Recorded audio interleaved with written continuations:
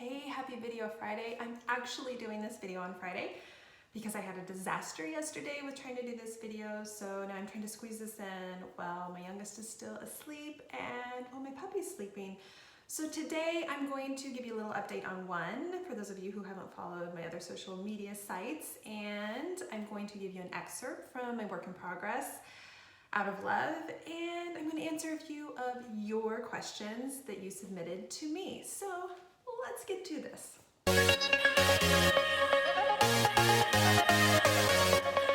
Okay, so one, O&E, the book that I did on another video and talked about taking it off of retailers to make some adjustments because I had put something very unintentionally in there that was racially offensive. So that has been revised, redone, re-uploaded to Amazon, and is available now. If for some weird reason you download your copy and it is not the newer copy, I guess I would say contact Amazon, because I did have one person who said that since it went back up, it wasn't the new copy. The sample's the new copy. I had somebody I know download a copy or buy a copy for me to check it out, and it's the new copy. So contact Amazon if it's not the new copy. Let's see, moving on. So let's get to a few reader questions, and then before I do the excerpt at the end, any of you who do not want any excerpt for any type of spoiler to the book, or want to read the Jack and Jill series first before you read anything of Out of Love, which you don't have to. Out of Love will be a standalone, but it does have spoilers to Jack and Jill. I'll let you know at the end when it's time for you to jump off and go do something else, and then you won't miss out on any other part of the video because I'll do that at the end. So, reader questions. I have more of them are building up, which is nice. There's some good ones. I'm just going to pick a few so I don't take up the whole time with reader questions and leave plenty of time for the excerpt at the end. Let's see. I had somebody ask, how did you choose your pen name? And I've talked about this before, but I'll give you a quick recap because you might be new to me. My name is Julie, J-U-L-E, but without the I. Growing up, everyone pronounced it, who didn't know me, as Jewel. My middle name is Anne, so my mom actually came up with my pen name so that it's phonetically still my name, so Jewel, middle initial E, Jewel E. Anne. And I chose a pen name simply because I have 3 boys and I knew I was going to write explicit romance, and I wanted to give them the option of having that separation between what their mom does and their own given last name in life. And yeah, so that's why I did that. But I'm Julianne any way you look at it. Let's see, I'm going to answer this one today because it's so fitting because I look so amazing today. It says, what makeup do you use? Love how it looks in your videos. Occasionally I put some makeup on for videos. Usually I put lip liner on my whole lips. I have a little bit on today. I have really pale lips. Without it, I look like I don't have lips. So to not frighten you, I put a little bit of lip liner on my lips or something to give those color. This time of year in the summer, on a day-to-day basis, I rarely wear any makeup. I have a little bit of color usually from being outside. When I go to book signings or something special, I'll put on makeup. So yeah, if you see me at a signing, I'll maybe look my best then. But I don't love wearing makeup. It's not my thing. It never really has been my thing. It's not that I don't like how I look if I'm all made up to some degree, but I just don't like it on my face. I don't like the mascara issue. I have thinning eyebrows, and that's just because I'm in my 40s and I've had some thyroid issues over the years, but I'm just, not my thing. For those who love makeup, yay, I see women wear it and they look beautiful, and I probably would never be able to do my makeup and have it look quite that good. Another question by the same person was, what are some of your must-have beauty items? So for me, I use just more like moisturizing things. I love coconut oil. When I was in Canada last year traveling, we stayed at a place that had some samples, plus we went by the shop from this Rocky Mountain soap company. That's my favorite moisturizer. It is actually from Canada, and I have to get it from there. I use their shampoos. I love their moisturizers. They have a facial mask. They have some other products. Yeah, I really like those, but other than that, when I do get makeup, it's usually just picking up a few random items from Whole Foods, their health department. My puppy's crying. Okay, she probably has to go out, so I'll be back with more reader questions. Stay tuned. Okay, I'm back, in a different room. I took Puppy outside. She's laying back in her zen den. Hopefully I can get through this video. A couple of the questions, the lighting's not that great in this room. It's kind of an overcast day. So yeah, let's jump into a couple more questions. And this one, what the heck, I'll answer it. It says, what does your typical schedule for a work day look like? It's a disaster right now. This is a combination of summertime, brand new puppy in my house, COVID, all this type of stuff. And I have weird things going on that just weren't like before. Like this morning I had groceries delivered. So the Whole Foods near me through Amazon, you can actually do online shopping and they'll deliver your groceries, which I'm not gonna lie is kind of cool, but they usually mess something up. So like last night I put in my grocery order, so this morning it was going to be delivered between 8 and 10. I got my groceries in. I have this puppy now and I'm trying to get her on somewhat more of a schedule with not just the eating and the nap times and the play times, but just so I find where I fit into the schedule at this point. But honestly, even before her, my schedule was just all over the place because I am a mom, I have my husband's business that I help with, there's the writing part of it, I have family around here, just a lot going on. Most of my writing is whenever I can squeeze it in the evening times and on the weekend times. Sometimes I'll get a little bit written during the day. There's the whole social media side of things, which I'm bad at, and I've even been worse at it lately. And I tell you, there's nothing that makes you feel more connected to the world than social media. There's also nothing that makes you feel behind in life than social media. I mean, if you miss a day or two of social media and then there's all these notifications, or maybe somebody's messaged you, or like that you've missed out on something, like the rest of the world is going forward and you're always behind. And that's me right now with social media. So I'm hit or miss with catching up on that, not gonna lie. And I hope no one's ever offended if they message me on social media and I don't get back right away, or if they tag me in something on social media and I miss it or I don't acknowledge it. It's not that I don't really appreciate it. I just get lost in life. Not gonna lie, that's how it goes.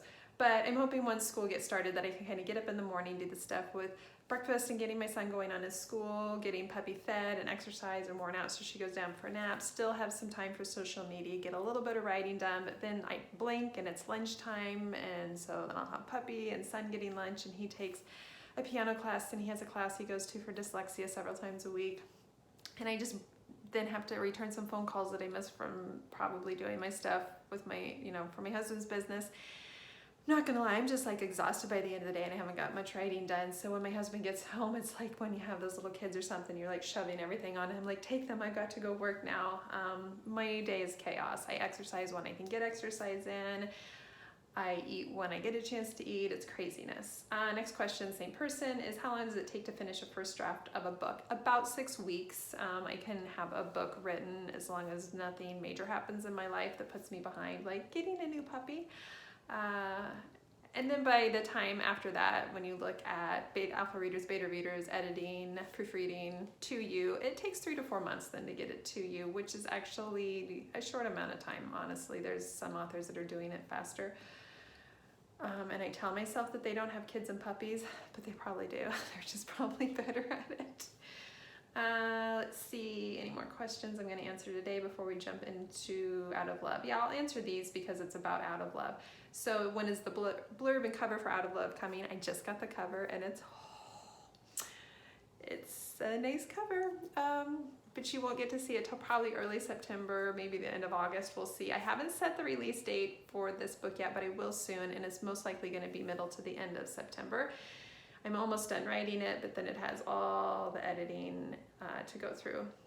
What was your inspiration for the Out of Love plot? Well, for those of you who have read Jack and Jill series, you know that it ends in a way that doesn't really need anymore. And I never thought I'd add to it because I didn't want to mess with that story. In my mind, it ended perfectly. But there was a character in it, Livy Knight, and if you don't know who Livy Knight is and you've read it, you'll just have to reread it to refresh that memory. I knew I could do something with her that would be kind of twisty, and it would also give me a chance to write a new adult college romance, which I haven't done in a while, and so I wanted to do that. And the plot twist that I was going to have for this book was too epic that I came up with to not write this story, and I knew that I could do it and not ruin the Jack and Jill series, that this would just only enhance it for those who've read it, and for those who haven't, that they would just still love this as a college romance standalone mystery type thing. So there you have that. Let's jump into Out of Lab. So do not watch this going forward if you want to read the Jack and Jill series first before you read this, or if you don't want any type of spoiler, or you just don't want any information about this book and want to go in blind. All right, bye, see you later. Go. For the rest of you who want to hear a little bit about this, I'll kind of set it up for you. So Libby Knight is going to law school, and she sees on her first day of class, in one of her classes, this not Libby Wilder. Did I say Libby Wilder? Libby Knight. Okay, let's just back up. Libby Knight, maybe I already said that. I'm looking at names on my screen. Anyway, she sees this guy, Slade Wilder, and he has this German Shepherd that he has in class, and so she's curious why he has a dog in a college class. And so there's rumors going around, you know, is he blind? Is he deaf? Does he have some disability? Is this some type of service dog? Is it like an emotional support dog? And she doesn't know, but he also lives down the street from where she's staying at a house with some friends. And he's staying in a house that they called the firehouse. There had been a fire, and so it had to be renovated. But the people who had owned it before, it was a couple, it was a professor and his disabled wife. But they had like a little dungeon area that in the house. This is in California, so there's not really that many basements in homes in California, but this one had like almost a little cellar to it, and so they called it the dungeon. And they later found out that this professor had kidnapped a college student and had kept her down there. Well, there ended up being a fire, and this college student died. The wife got out, he went to prison, but it's kind of now like this haunted house, and they call it the firehouse. But the Slade Wilder is now renting it, so then they're super curious as to who would ever rent that house. So Libby likes mysteries, and so she's all over this with her curiosity. So she's walking by it one day after class, and curiosity gets the best of her. Here we go. After my usual scooter drop-off at the end of our street, I made one pass in front of the firehouse, turned around, and made another pass. No black car, no signs of Slade Wilder. Just a quick peek. I fed my obsessively curious side with the very drug it needed to avoid. The guy threatened to rip off my arm, and I hadn't completely forgotten his rumored drug dealer status. Yet, I made a sudden right-left glance and sauntered up the driveway like I lived there. Closed shades obscured any chance of me getting a peek inside the firehouse. If Slade Wilder owned houseplants, they were going to die. Was the dungeon of death still there, the trapdoor covered by a rug?